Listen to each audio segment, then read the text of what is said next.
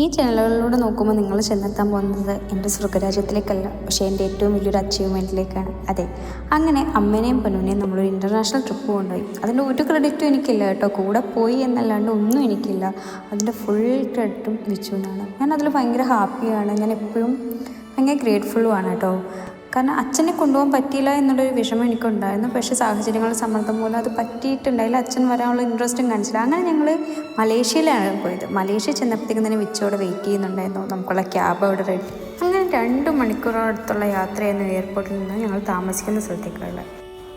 പക്ഷേ ആ സ്റ്റേ ചെയ്യുന്ന ഫ്ലാറ്റിൽ ചെന്നപ്പോൾ ഞാൻ ഭയങ്കര സർപ്രൈസ്ഡായിപ്പോയി. പല രാജ്യങ്ങളിൽ പോയിട്ടുണ്ട്, ഫ്ലാറ്റിൽ നിന്നിട്ടുണ്ട്. ആകാശം മുട്ടിയുള്ള ഫ്ലാറ്റുകളൊന്നും അങ്ങനെ ഒരു അത്ഭുതമായിട്ട് ഇപ്പോൾ തോന്നാറില്ല. പക്ഷേ അതൊക്കെ അത്ഭുതമായിരുന്നു തോന്നിയിരുന്നൊരു കാലമുണ്ടായിരുന്നു.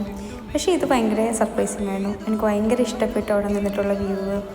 അങ്ങനെ ഞങ്ങൾ റെസ്റ്റൊക്കെ എടുത്ത് വൈകിട്ടൊന്ന് പുറത്തേക്ക് ഇറങ്ങി. എൻ്റെ മനസ്സിൽ മലേഷ്യയ്ക്ക് രൂപം ഉണ്ടായിരുന്നു കേട്ടോ. നമ്മുടെ ബഷീർ ഫാമിലിയൊക്കെ പോയപ്പോൾ കണ്ട വ്ളോഗിൽ കണ്ടപ്പോൾ എന്തെങ്കിലും പോകാൻ പറ്റുമോ എന്ന് ഞാൻ മനസ്സിൽ ഓർത്തിരുന്നു. പക്ഷേ എങ്ങനെയൊക്കെ തമ്പുരാൻ്റെ കൃപ കൊണ്ടിട്ട് UK-ലും അൽബേനിയയിലും ഖത്തറിലും ഒക്കെ പോകാൻ പറ്റി, എന്തെങ്കിലും പറ്റുമെന്ന് ഞാൻ ഓർത്തു. അപ്പോൾ എൻ്റെ മനസ്സിലുണ്ടായിരുന്നു അവരൊക്കെ നല്ല റിവ്യൂ പറഞ്ഞാൽ പുഴുവിനെ ഒന്ന് ട്രൈ ചെയ്യണം. പോകുമ്പോഴേ എനിക്കറിയാമായിരുന്നു എന്നെക്കൊണ്ടൊന്നും പറ്റില്ലെന്ന്. ഞങ്ങളങ്ങനെ കബാബൊക്കെ കഴിച്ചു. പക്ഷേ എൻ്റെ കണ്ണ് മൊത്തവും ഈ ലോബ്സ്റ്ററിലായിരുന്നു. ഞാനിത് ട്രൈ ചെയ്തിട്ടുണ്ട് കേട്ടോ UK-ൽ വെച്ച്. പക്ഷേ എനിക്ക് പൊന്നൂന് ഇത് മേടിച്ചു കൊടുക്കണമെന്നുണ്ടായിരുന്നു. പക്ഷേ അതിൻ്റെ പ്രൈസ് കേട്ടപ്പോഴത്തേക്കും നമ്മളത് വേണ്ട, പിന്നീട് ഒരിക്കലാകാമെന്നുള്ള രീതിയിൽ അവിടെ നേരെ വീണ്ടും സ്ട്രീറ്റിലേക്ക് ഇറങ്ങി.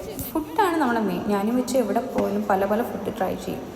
അങ്ങനെ ഞങ്ങൾ എന്താ പറയുക, കബാബ് ഓസ്റ്ററൊക്കെ ട്രൈ ചെയ്യണമെന്നുണ്ടായിരുന്നു. പക്ഷെ എന്തെങ്കിലും വയറിന് പറ്റിയാലോ എന്നുള്ള പ്രശ്നത്തിൽ പിന്നെ കുറേ ഫ്രൂട്ട്സ് മേടിച്ചു.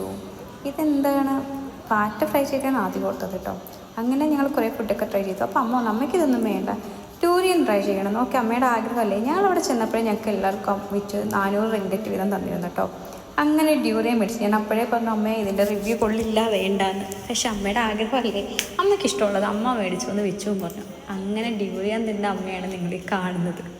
അമ്മയുടെ ആഗ്രഹവും മതിയും കൊതിയും എല്ലാം മാറി. അപ്പോൾ വെറുതെ എല്ലാ ആൾക്കാരും ഇങ്ങനെ ഇടുന്നതെന്നും മനസ്സിലായി. പക്ഷെ ചില ആൾക്കാർ ഭയങ്കര അവിടെയുള്ള ആളുകൾക്ക് തിന്നണ കണ്ട നമുക്ക് ഭയങ്കര അയ്യോ എന്തോ വലിയ സംഭവമാണെന്ന് തോന്നിപ്പോൾ. പിന്നെ ഞങ്ങളിങ്ങനെ വീണ്ടും സ്ട്രീറ്റിലെ കാഴ്ചയൊക്കെ കണ്ട് നടന്ന് ഒരു സ്ഥലത്തെത്തി. അവിടെ നിന്ന് നമ്മൾ ഊബർ നോക്കി വന്നു. ഞാൻ ഈ വീഡിയോ എടുത്തത് അത്രയും സന്തോഷത്തോടെയാണ് കേട്ടോ. കാരണം എൻ്റെ ലൈഫിൽ വലിയൊരു അച്ചീവ്മെൻ്റ് ആയിരുന്നു. പക്ഷേ ഇത് ഇടുന്നത് 6 മാസത്തിന് ശേഷമാണ്.